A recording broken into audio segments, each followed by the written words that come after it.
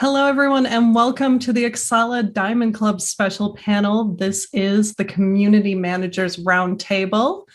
I'm Lynn Richter, and I have some of my heroes here in the community manager space joining me.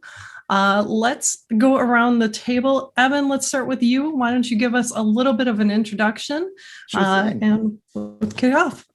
Fantastic. Hi, I'm Evan Berman. I'm a senior community manager over at 2K. I've been doing community management now for 13 years at a bunch of different studios, AAAs and indies alike. And basically, it is something that I used to do as a kid doing fan sites and got to turn into a dream job and now a career. Awesome. Kay, how about you? Hey, well, I am Kay Purcell. I am the lead community manager at Avalanche Studios Groups, working on an unannounced project. So being unannounced, I'm not going to be able to talk too much about that today. So mostly going to be drawing from my previous experience at Red Bull Gaming, as well as the 15 years where I was community manager and lead moderator at DeviantArt. So yeah, there's some stories there. Wonderful. Victoria? Hey, I'm Victoria Tran. I'm the community director at Sloth. We make the game Among Us and the Henry Stickmin collection. And previously, I was the communications director at Kit Fox Games, which is another little indie studio making Boyfriend Dungeon, publishing Dwarf Fortress, Paparazzi, Mondo Museum, and a bunch of other things. Yeah. And Joe. Hey, what's up? I am the comms director, marketing and comms director at System Softworks. We make the game Astroneer. Before that, I worked on the journalism side, and I was community manager for Shack News, which was kind of a fun place to first work in the industry. Outside of that, I'm a co-founder of Latinx in Games, which, we work pretty hard to try and help Latinx people in the gaming industry. So yeah, that's what I do. And I'm Lynn Richter. I am the community manager for Velan Studios, which just recently announced and launched Knockout City. I joked earlier before this panel, thank you all, that this is actually a panel, an opportunity for me to source these fine folks and their information on how to do my job better. So thank you for Velan to giving me the time off. This is time well spent. So let's kick it off. So I want to kind of start off. When do you know that you need a dedicated community manager, and how do you make this transition to bringing someone on who is now in charge of shaping your community message and the future of your community? Anyone who wants to, I would love for this to be an open discussion. So if anybody wants to jump in, picture it like an open discussion. Honestly, it's very much a pertinent question to where I'm currently at with, for instance, 2K. I've joined them only just a couple of months ago. The notion was that we have, basically I've joined their mobile team, and we've got products that, of course, aren't announced yet. But the idea is that they wanted to basically make it so that I could get familiar with the products, that I could come up with a strategy, and then be ready really before the players come in. So to answer your question, essentially, it's sort of walking backwards from your launch date. It's figuring out how long you need your go-to-market strategy to pull back from. When are you going to announce title? When are you announcing studio, if you're an indie, for instance? And identifying, okay, when do I need someone who is not the marketing director, not definitely not the product lead, thinking about things such as, okay, when do I need to start establishing channels? When do we need to think about content strategy? When do we need to think about UA, et cetera? And once you've kind of mapped that back and kind of slingshot it all the way back from the launch date, then you kind of get a sense of, all right, well, and then also, how long do I think is going to take for somebody to ramp up to speed, become effective in the company, be a culture fit, et cetera, and be effective, basically, in the role. And that's where you have your sense of, like, that's a good window generally to bring on the CM, because then they can ramp up, get their sort of like their initial 100 days in where they have presented their concepts of how to launch the title, get it approved by stakeholders, and then execute all the way through GTM and launch. I think it can also be a little more tricky for indies and smaller studios because I've spent a lot of time, helping advise some of these smaller indies. And it's really tricky when you're like, oh, we probably need a CM, but we just don't have budget for it. How do we bring someone on full time when we just straight up can't afford it, right? So figuring out, how you can more easily bridge that gap, how you can empower your community, even without a community manager. And then hopefully find that can even be a really good way to help identify who might be a good community manager. I know a lot of us who have come out of the communities. My only big caution with that is sometimes the loudest and most active people are not going to be the best representatives of your brand or who you want shaping your community. So really look for the people who exhibit the qualities that you want your community and your company to have. And then figure out, okay, how can we onboard them? And also how much responsibility we're going to put on them, because community management is really kind of still a Wild West space. To some people, it's social media. To some people, it's not. Some people expect marketing. Some people expect graphics out of them. So figure out, what exactly do I need this person to do?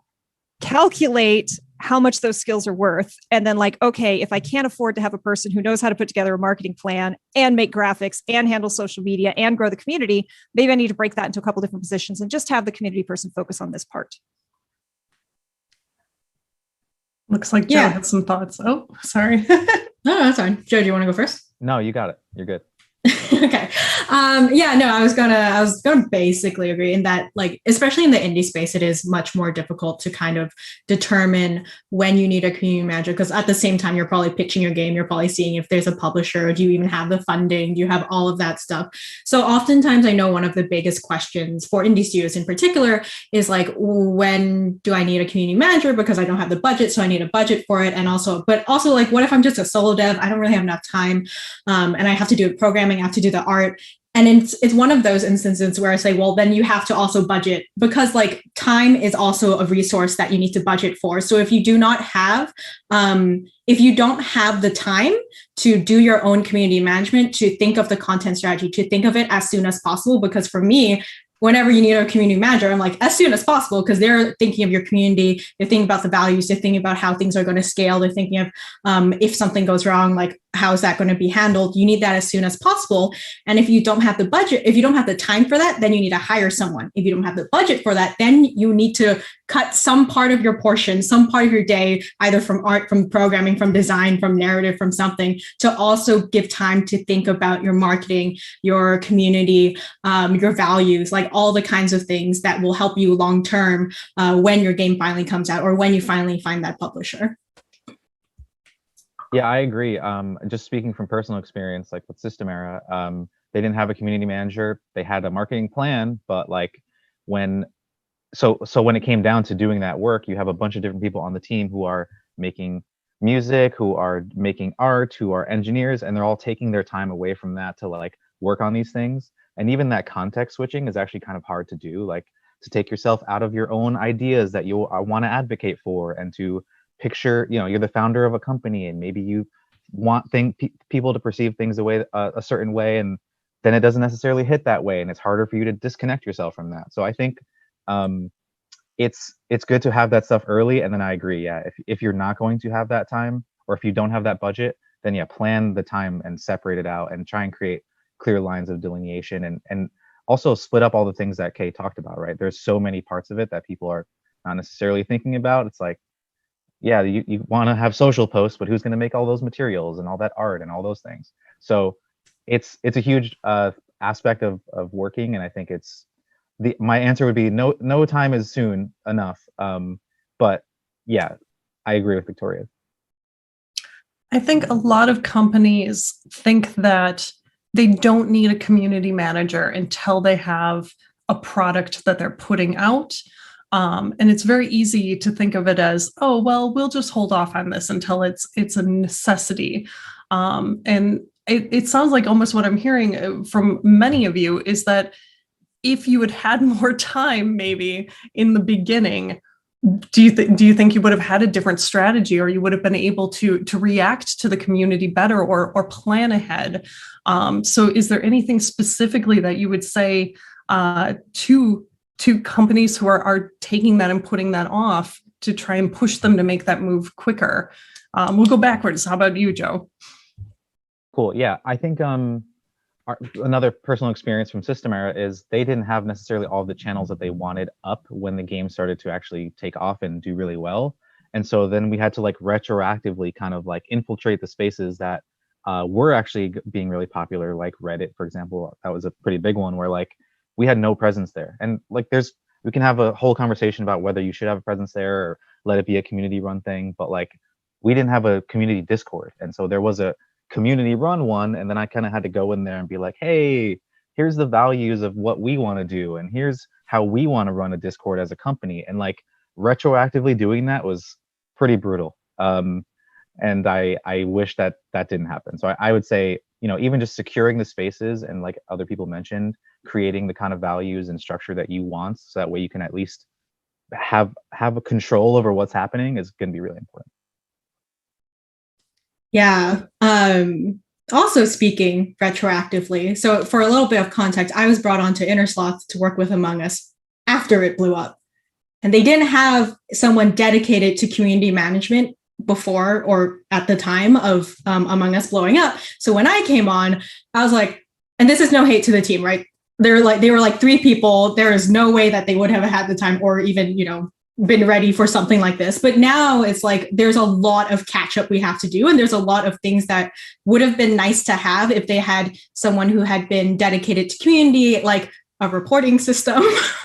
that took a moment to put in, like a code of conduct, like just like a lot of things that really would have, I think, helped set up the community.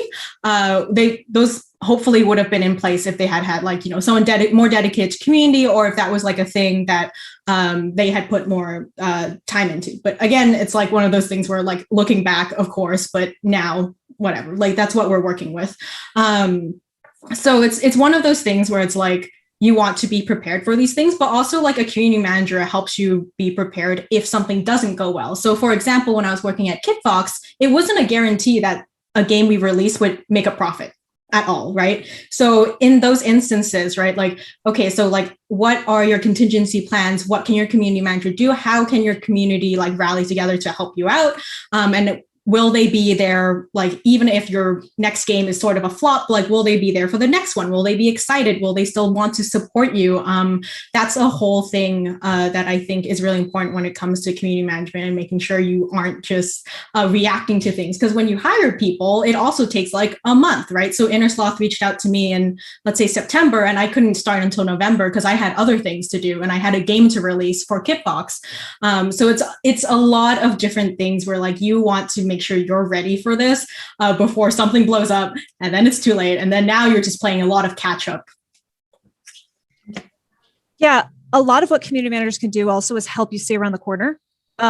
They are connected to what's happening in social. They know more about trends than probably a lot of people do. So, hey, you might not know this, but like this part that you're adding to the game is kind of a hot button issue right now on social. So maybe we should be really extra aware of how we market it or how we don't market it, or, do we highlight this? Do we not? And if you bring them in early and let them talk to your different departments, you can really, get ahead of things and have a better launch, have a better understanding of how people are going to react. I like to say community managers are both like the most fun and excitable, but also the most pessimistic people in the room, because we're like, I love that idea. That's awesome. Here's all the ways it can go bad. Because we do want to warn you so that we're not blindsided, and we have plans and contingency. And it's not that we don't want to do those things. The other thing I think is really, really important, and this is more towards the bigger companies, if you can bring your community manager on earlier and let them get to know the team, work with the devs, you can build up a reputation and develop a friendship or at least a trust with the team. So it's less this person just came in and started telling me that everyone hates my game, right? And that's when it's really important for community managers to have a good relationship with their devs and QA. And if you don't have time to establish that, it can become a very negative feedback loop. And you really want to avoid that, because when devs and QA and community all work together, you can really build something amazing, especially if your game is live ops. I'll even go one step further than that. I'll even say that if you can bring on, and I've worked at a couple of indies, so I'm very familiar with strained budgets, strained headcount. The earlier that you can bring on your community manager, basically around the same time you're bringing on your first producers, your first marketers, your first even like designers, means that the community manager can actually insert ideas earlier on into the process. And so the CM ends up not having to play kind of catch up in terms of, hey, this is really a great feature. How about if we add a social layer to it? How about if we come up with a patch note production process which does healthier change management more proactively with players, which is to say that essentially, instead of having to change everything later on down the line and kind of sometimes make the CM maybe feel a little antagonistic to certain devs who like, well, we weren't doing that before you arrived. Instead, it becomes part and parcel of just the standard operation for the team, even before the game hits anything further than, say, friends and family. And so as a result, like, I know that there's that issue of, well, do I really have the budget to afford, one, a CM, two, like a senior enough CM who's going to be a self-starter, be able to take on multiple tasks, wear the many hats that we often do, as was mentioned earlier on in the stream, how we are much more than, Forum Patrol is 1990s. We are so much more than that. We wear so many more hats nowadays. But the real takeaway basically is that if you can bring them on earlier, they can get up to speed faster, they can really gel with your team and become essentially another key stakeholder as opposed to someone who's like, hey guys, I just joined. What's going on in this room? So yeah, I know it seems like a bit of an additional expense to smaller teams, but the payoff is real. I love these answers. This is so wonderful and validating, and I'm very much enjoying this. Just as a side note, I think another common thread throughout what I'm hearing from all of you is that you have so many different hats that you wear, and you have so many different conversations that you're having. You're not just having conversations with the community or with marketing. You're having conversations internally with the team and feeding that loop back of what you're hearing out there, how this works. And then there's the secrets that you can't tell the community, and you just have to smile and nod and go, okay, we're moving on now. How do you maintain the work-life balance? And I personally am looking to this. I would love to hear tips and tricks. Let's hear them all. Evan, we'll start with you. Little unmute button there. Yes, absolutely. Community manager is one of those titles, kind of like your live, not even like your live ops team. It's sort of a knock in its own right, not being sort of network operations center. And essentially, while yes, we clock in 9 to 5, we attend meetings, we have schedules, we have sort of like what you would expect of, say, the artist team or the C-level team or whatever. We also have a night shift, and essentially that means that when your product, especially a live product, is going through the motions of even especially early test phases, there is every likelihood that you'll be in the middle of your Netflix show as a community manager, and your phone will blow up, not from a coworker, not from the knock, but actually from one of your lead community members, basically someone who's become a pillar of the community. They run your wiki, they produce your fan art, they do great UGC, whatever it is. Hey, CM, BT Dub, Guild X has found a fantastic exploit that is going to break the entire economy and make you do a massive rollback, GLHF. And essentially, in that moment, you're on the clock again. And so it's not a matter of, so basically to your very, very point, in those instances, those are the rarities, those are the fire drills, and essentially you have already likely established a call escalation flow of verify the issue, communicate it to fair stakeholders, they pass it up the chain, everyone gets their cell phones wrong, everyone's awake, we start up more room, resolve the issue, go back to bed. But it's also definitely a matter of how much of that do you do proactively in addition. So often what I'll do is when I have a live product, I will, again, set up who my sort of the canaries in the coal mine are, figure out who my key pillars in the community are to kind of communicate stuff to me first, usually fostering a relationship with them so they know, hey, you can come to me with these issues. You don't have to post it on the Reddit first, please. And at the same time, also set up Google alerts with keywords such as game name, server down, or game name exploit, so that, and set it as they happen in Google, so that you are most likely going to see that Kotaku page before your boss does, which is a very good thing. So essentially, it's trying to automate as much of the process as possible so that you don't have to be proactively checking the Discord, proactively checking the Twitter account, and instead rely on the system you put in place to kind of automate CM while you are hopefully having some downtime and not constantly be on point until you have to be because there's an issue. Kay's nodding a lot. I want it. I love to see it. Let's hear what you have, Kay. What are your secrets? I've been told I'm a very active listener. Okay. So I'm going to say two things here. And one is self-advocation and two is sanity checks. And self-advocation can actually be very difficult to do when you're breaking in. Because as we said before, a lot of companies don't understand what a community manager is, why it's important. And a lot of people don't, like, this sounds mean, but a lot of people don't value community managers as much as they should. What you need to know as a company is that the community manager is the face of your company to these people. Like, your community managers are going to often be more associated with your game than your CEO, your game director, whatever, because these are the people they're going to see, they're going to be interacting with. These are the names they're going to associate. So they're very important. And when I was interviewing for a job, I interviewed at this one place, and the pre-COVID, this gentleman insisted multiple times that you had to be in the office 9 to 5. There was no remote work. Oh, but also all his developers were overseas, so you needed to be available to work, whatever hours those were as well, to work with them. And the pay was less than half of what I was expecting, with relocation and no relocation help. So you can find yourself in those situations where you're like, do I need to do this job? Do I need to do this in order to break in? I would beg you not to. I was fortunate that I was senior enough that I could kind of explain to this person why that wasn't okay, with all that he was expecting.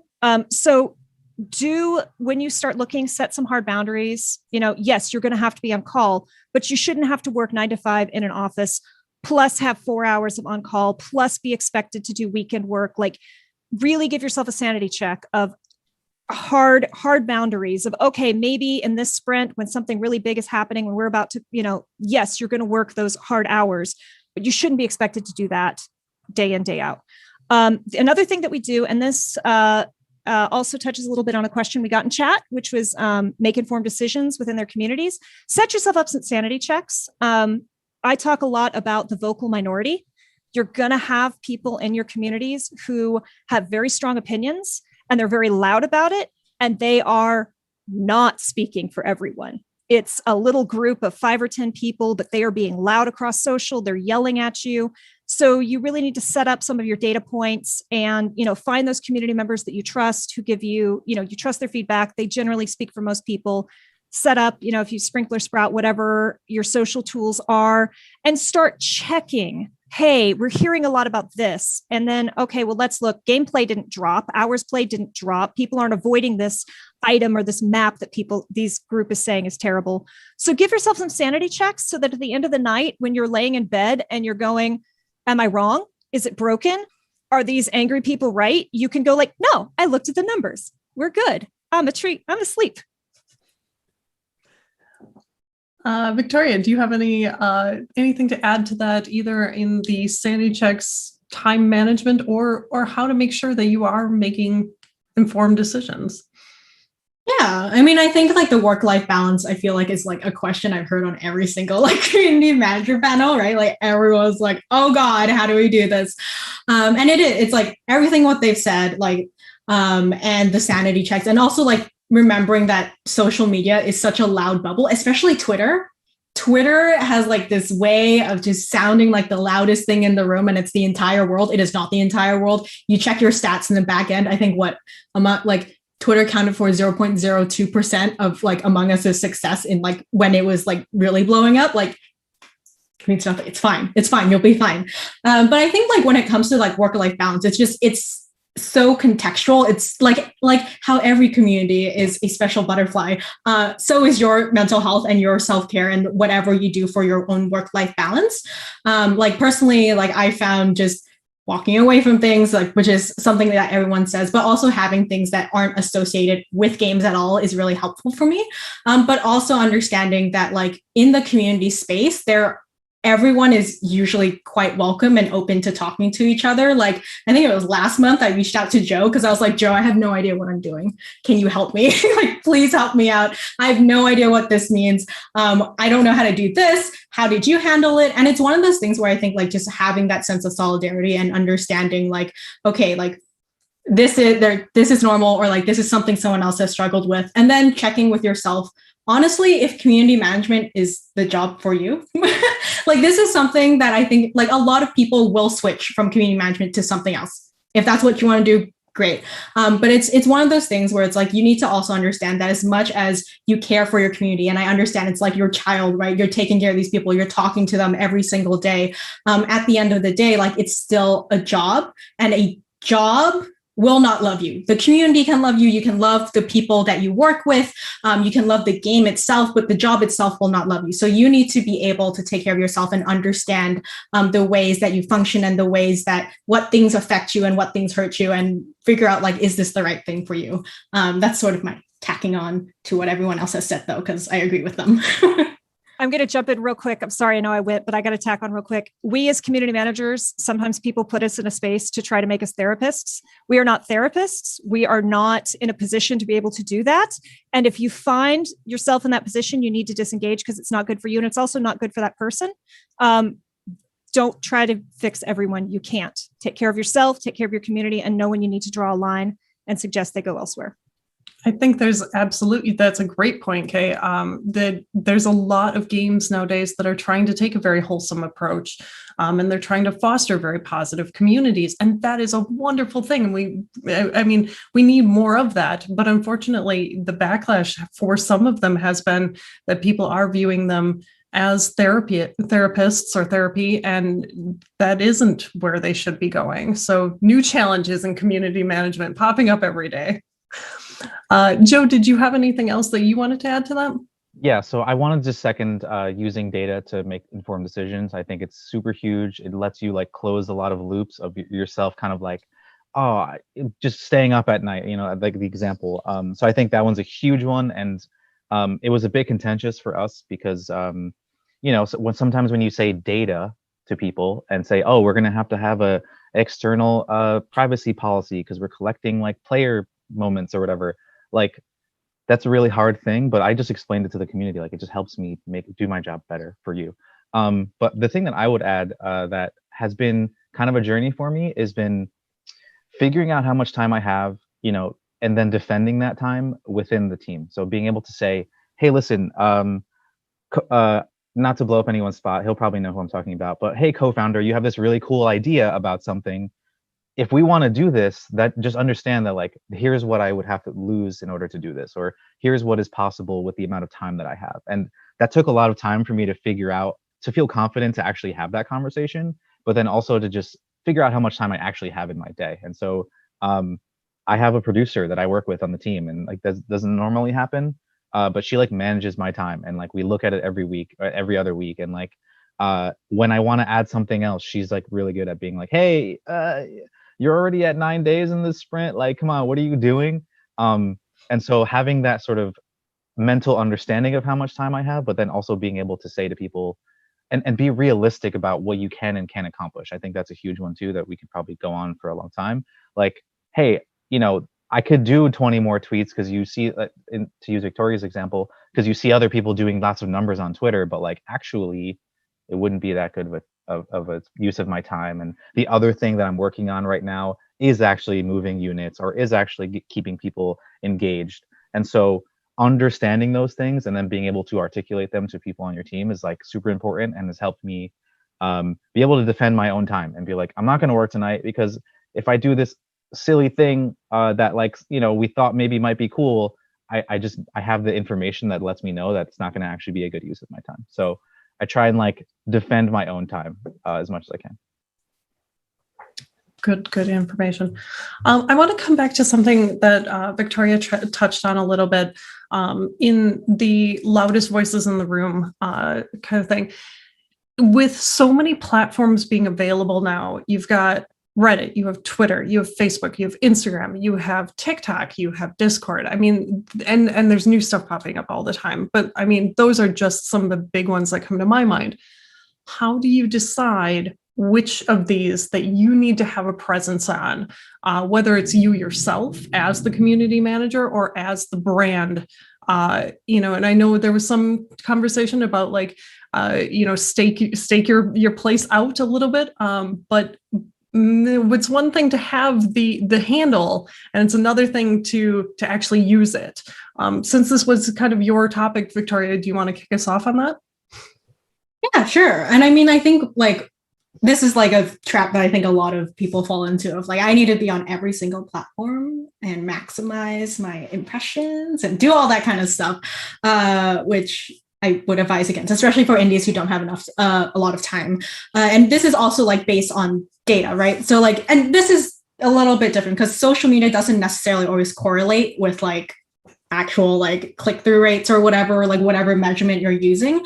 But for me, like when I'm deciding on different social media platforms, it's like, one, is it relevant? Like, do we know that a demographic is on there, right? So like Twitter is really great for game developers usually, just because a lot of game devs are on it. TikTok has been found to be very good with like, the younger generation, I suppose. And also really great algorithm, truly. I personally do not like Facebook. And that's also honestly part of it, of like, I judge it by, okay, does it make sense to be on it because the demographics there, or there's a lot of engagement there, or, it's easy to use, but also like, do I personally enjoy using it? Because every single social media platform is its own little society, its own community, with its own tone, with its own kind of people on it, with all these kinds of things. And the way that you create content on it, like, isn't the same as just slapping the same thing on Twitter, onto TikTok, onto Facebook, onto Instagram, onto Reddit, right? Because that will land you into like some hot water probably.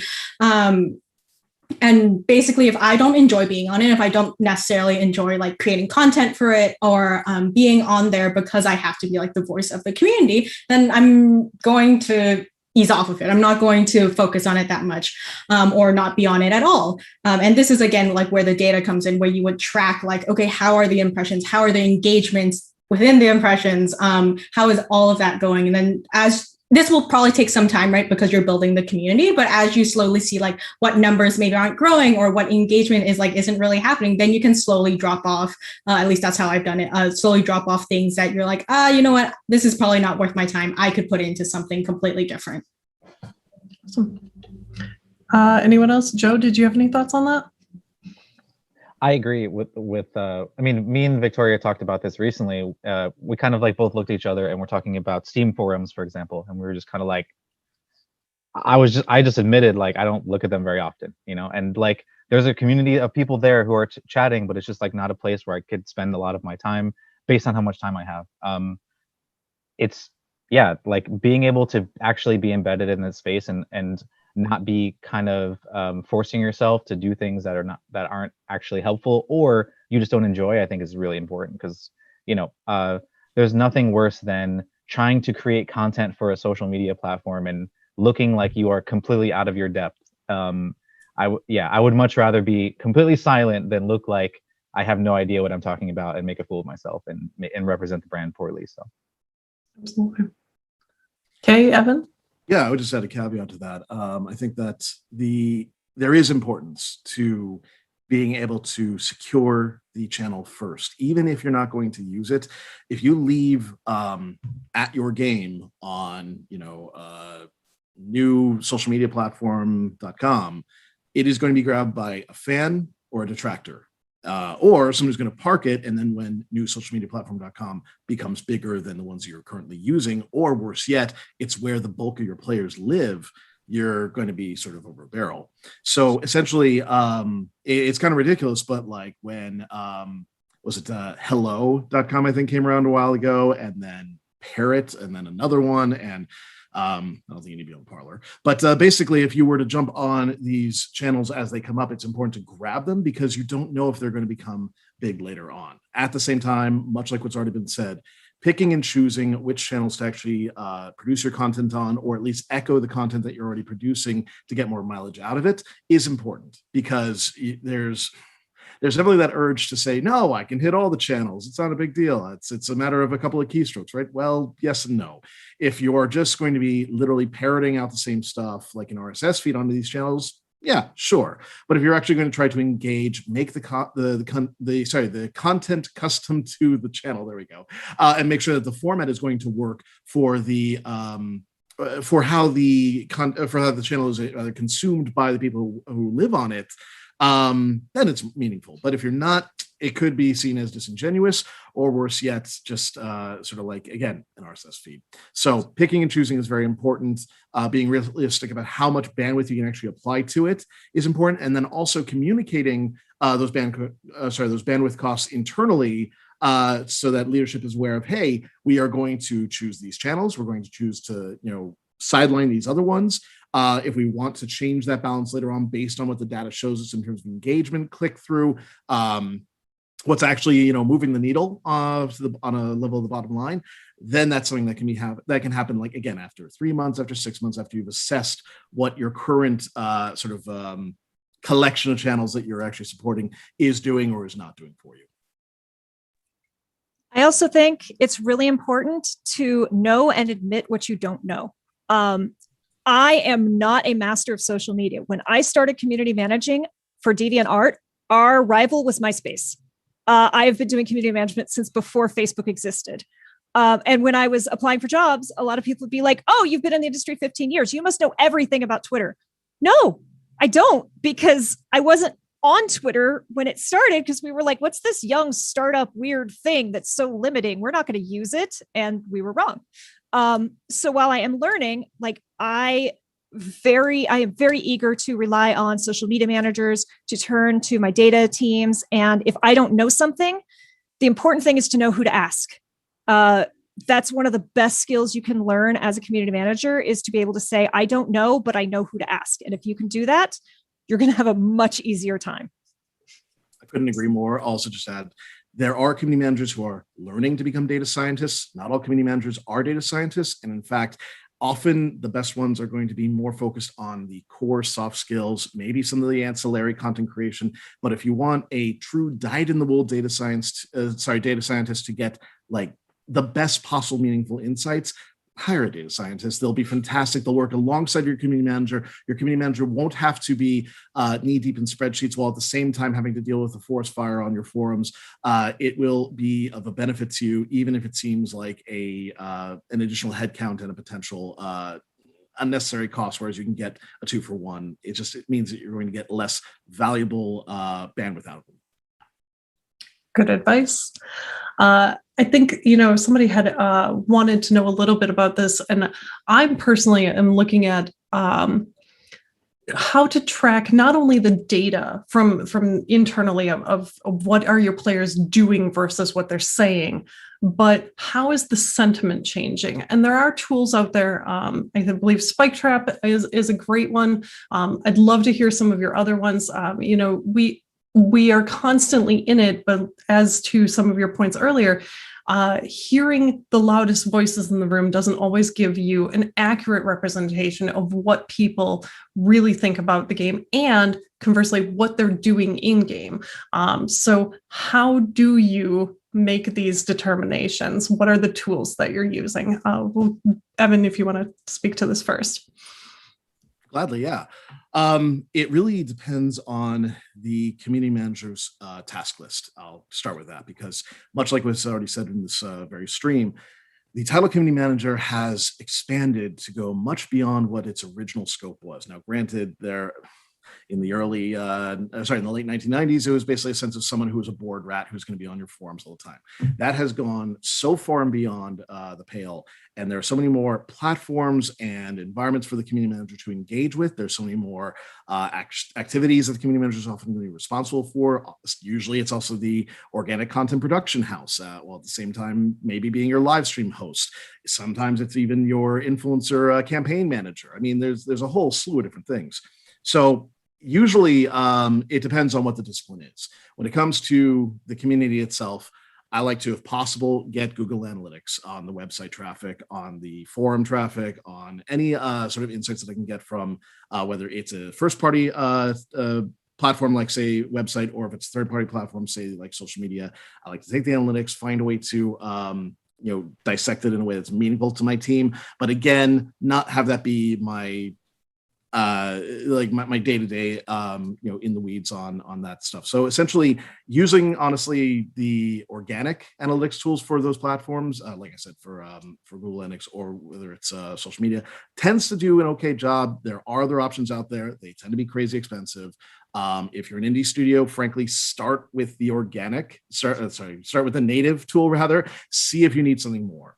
As for, say, influencers, I've been using something called noscope.io, which has been fantastic for identifying who are great content creators within a genre, within a title, within a time frame, or even a demo. So essentially using that to kind of scale up my efforts, where in a space where it's going to take a lot of legwork to actually identify who's going to be good for different campaigns, there you may want to actually consider different tools. Another one being Arsenal is also fantastic. So essentially, it really is a matter of identifying which tools are important for which skills, but more importantly, what do you really want the community manager doing, and identify if they need more than what they can actually find using the existing platform itself. Okay, any thoughts on that? Yeah, the ones I'm mostly using right now, like the ones I'm most familiar with using are Sprinkler and Sprout. Sometimes previously we'd use Zendesk. So there's some cool insights that you can pull out of there as far as, what people are reporting. Because one thing that a program cannot do that community managers are really, really good at is that we can take like something that's being complained about and recognize that they're not actually complaining about the thing. They're trying to fix a problem that's caused by something else, and we can kind of trace it back. So an example I like to give, I've never worked on League of Legends, so I feel like this is safe. In League of Legends, if I'm seeing a lot of complaints that Set's overpowered and I hate Set and you need to nerf Set, but they're all coming from people who play this one character or this, or all playing assassins. Maybe it's not that Set is overpowered. Maybe it's that assassins are actually underpowered in this meta, and we need to figure out how to bring that character or that class up. Community managers can start digging down into that and doing some learning that not necessarily every tool can do.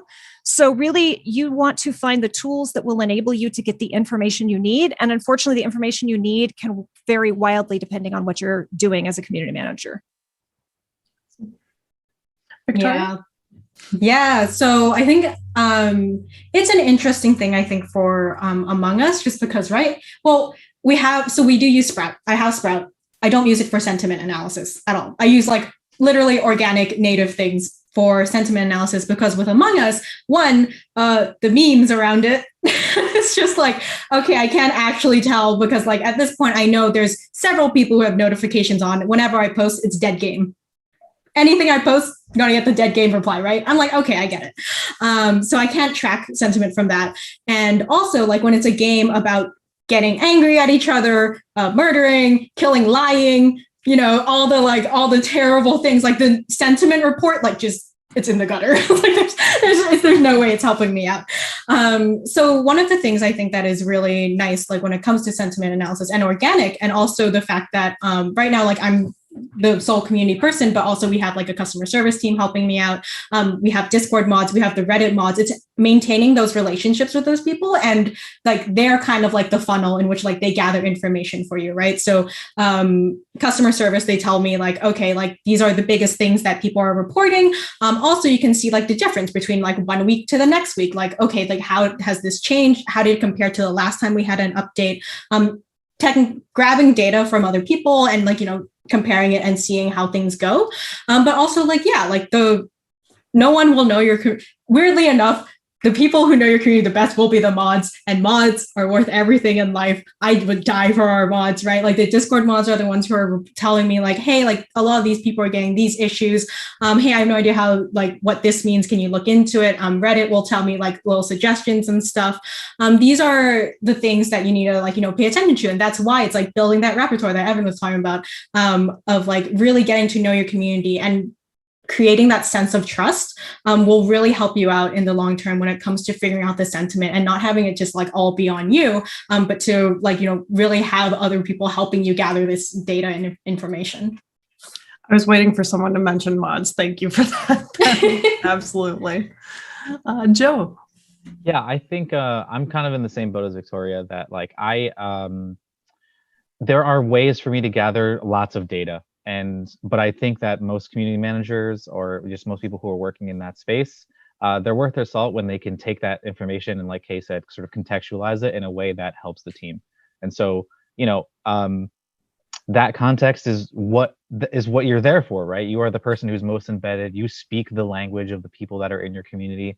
In a lot of cases, you're creating that language in that space. And so I think, yeah, we do the sort of standard social stuff or using the embedded tools, but I think being able to critically think about what people are saying and look at trends over time is actually, from my perspective, one of the most important parts of the job. And sometimes it does take time. Like there's a couple examples that I could probably talk about where, we thought it was this thing, but then actually it ended up being this thing, or, sometimes I have been wrong about what people have been thinking or why. And then it goes back to that earlier conversation where you can maybe try and confirm some of those things with game data. But I think sentiment over time is really going to help you. And the customer service thing, I think, is a great example. Like we have our customer service rep delivers a chart every week that kind of talks about, and it buckets different problems into higher levels. And then I can, if I need to, then dive into that and really go into it and figure out what's going on there. That person doesn't have to do that, which is really rad. And then I can apply because there's another part too, which I wanted to add, which is understanding those issues and then understanding maybe even what you can or can't fix and not creating a huge problem with the team is another skill that's really important. And so I think you being that filter, you are kind of the data filter, and you're using your critical thinking skills to add all of the insider baseball knowledge you have together to then create escalate things to the team. So also real quick, I know we all don't want negative sentiment. We want people to like our games, but if people are mad, that's not necessarily a bad thing, because that means they care. If you post something and no one cares, that's when you're in trouble. So if people are mad, that means they're passionate. That means they still care. They still have an opinion, and you can win them back. So absolutely. Not all anger is bad. It can be a righteous indignation that can keep your game going. Hate is just passion with the polarity reversed. That's really it. And I just want to also tack on to something Joe was saying, because he's completely accurate.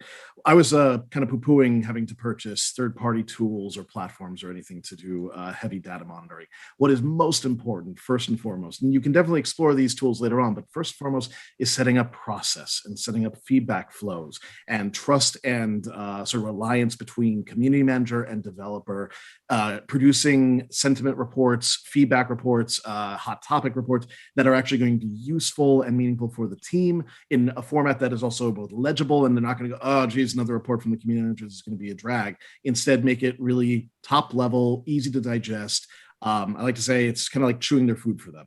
And so essentially making it so they can interpret it rapidly, get you the information you need back rapidly, and you can, again, complete that whole change management loop really efficiently, because they get you the information you need to resolve the issue before it becomes an issue. Good advice. I want to see if we can do a quick rapid fire. Think of your top 2 tools. What are your top 2 tools that you can't live without? If someone took them away from you tomorrow, you couldn't do your job. Ready? Got it? I love Joe's face. Joe, I'm calling on you first.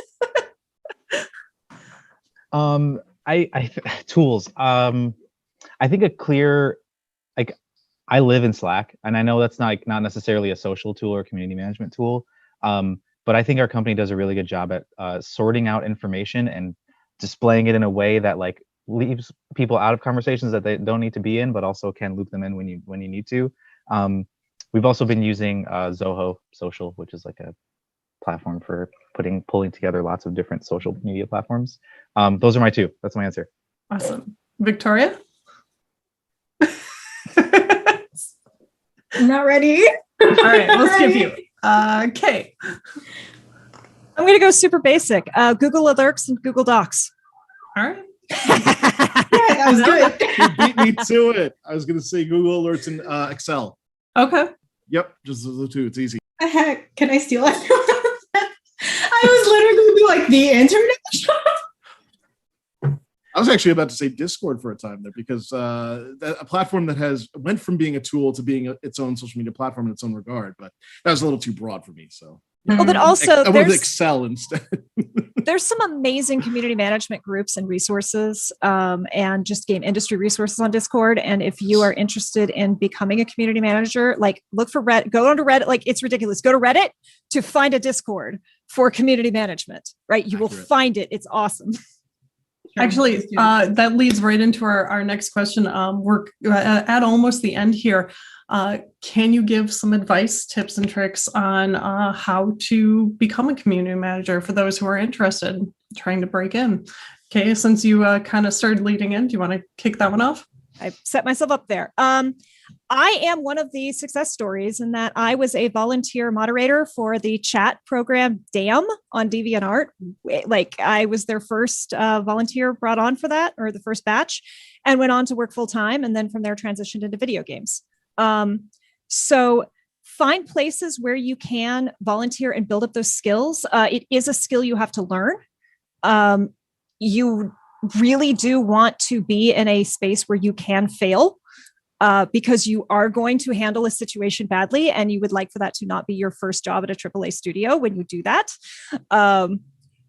Also, there's a bunch of really weird soft skills that I'm actually going to say, if you want to impress a hiring manager with your skills to get people on board and get things going, DM some D&D sessions.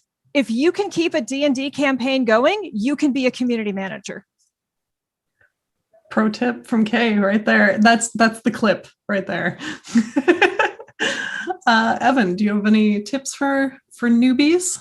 I would say not only if you can DM a D&D session, if you can lead a WoW guild for more than 3 months without it falling apart and actually have regular raid nights. But no, quite seriously, much like what Kay was saying, it's a matter of you obviously, if you're watching this broadcast, you obviously have some love of games. That love of games must manifest in some way to other players as well. Otherwise, you wouldn't even consider anything in community. So essentially, it's a matter of taking, again, that passion, that interest, and making it manifest, doing something with it.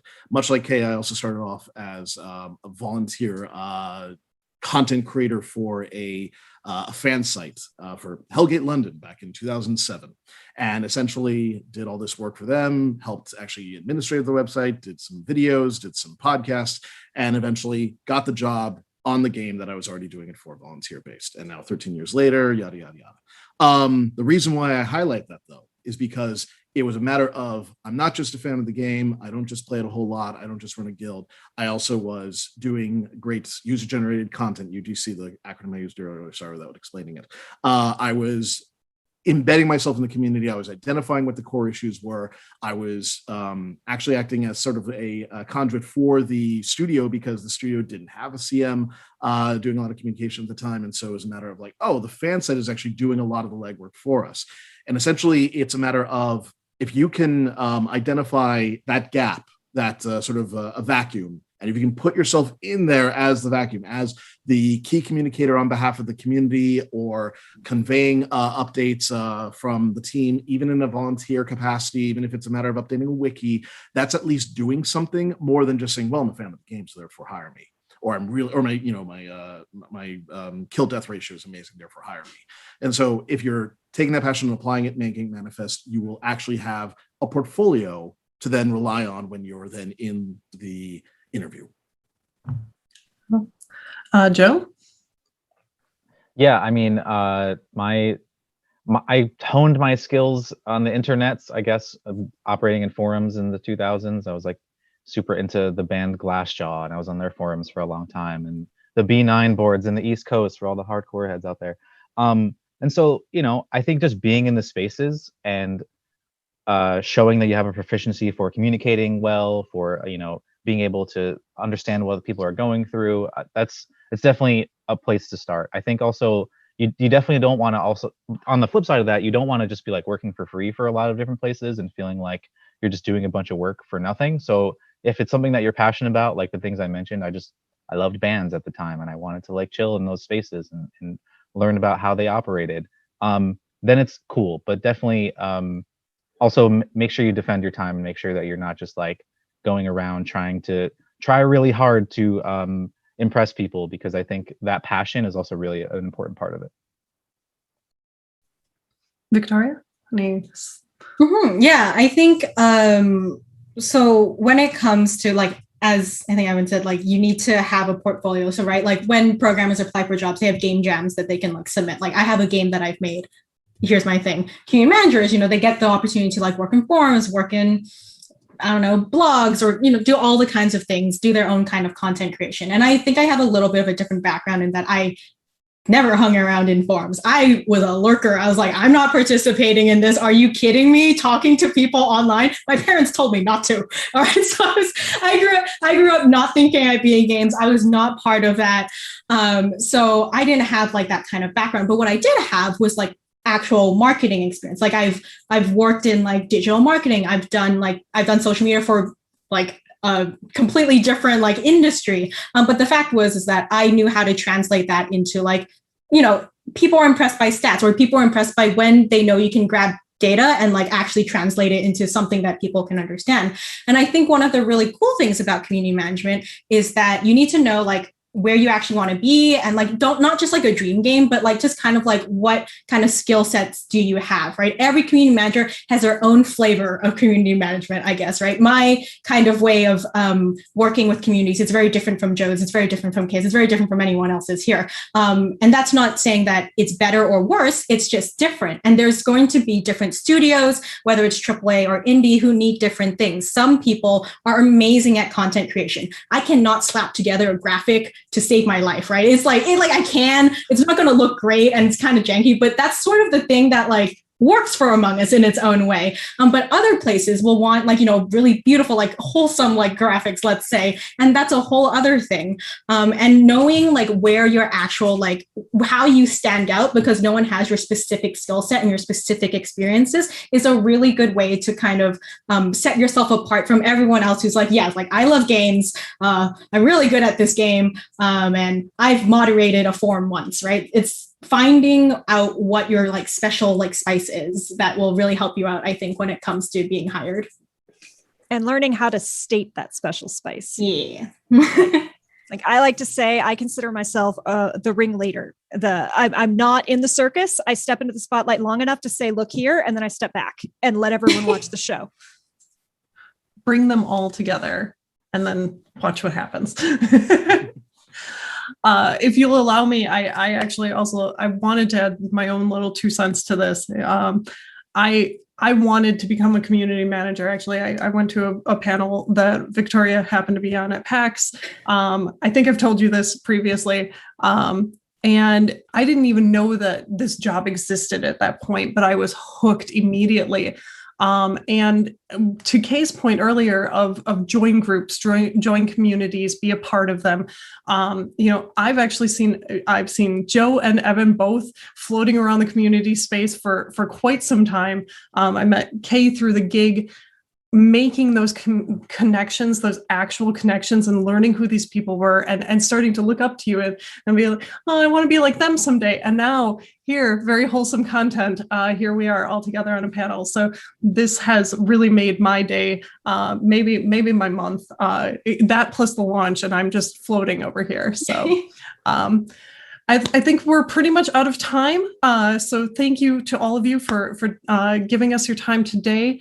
I would like to also thank Xsolla for hosting us, and let everyone know that if they want to get more events like this, they can join the Xsolla Diamond Club, and they can be part of the Discord where you learn about these events happening all the time. If we have anything else, otherwise, thank you all. Have a wonderful rest of your day, and I will see you later.